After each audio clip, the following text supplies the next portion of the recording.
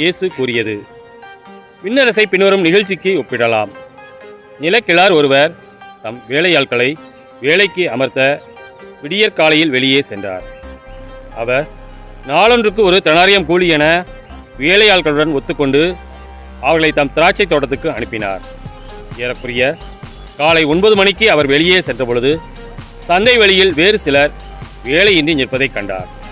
அவரிடம், நீங்களும் என் திராட்சை தோட்டத்துக்கு போங்கள், நேர்மையான கூலியை உங்களுக்கு கொடுப்பேன் என்றார். அவர்களும் சென்றார்கள். மீண்டும் ஏறக்குறைய 12 மணிக்கும் பிற்பகல் 3 மணிக்கும் வெளியே சென்று அப்படியே செய்தார். ஏறக்குறைய 5 மணிக்கும் வெளியே சென்று வேறு சிலர் நிற்பதை கண்டார்.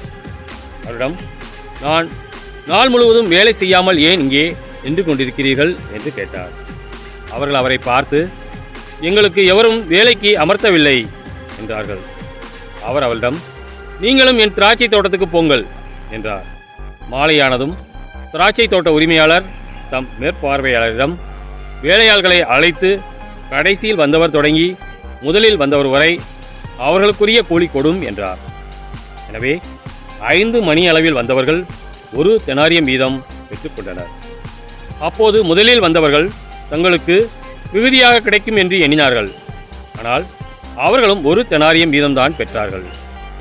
அவர்கள் அதை பெற்றுக்கொண்ட போது அந்நிலக்கிழாருக்கு எதிராக முணுமுணுத்து, கடைசியில் வந்த இவர்கள் 1 மணி நேரமே வேலை செய்தார்கள். பகல் முழுவதும் வேலைப்பளுவையும் கடும் வெயிலையும் தாங்கிய எங்களோடு இவர்களையும் இணையாக்கி விட்டீரே என்றார்கள். அவரோ அவர்களுள் ஒருவரை பார்த்து, தோழரே, நான் உமக்கு அநியாயம் செய்யவில்லை.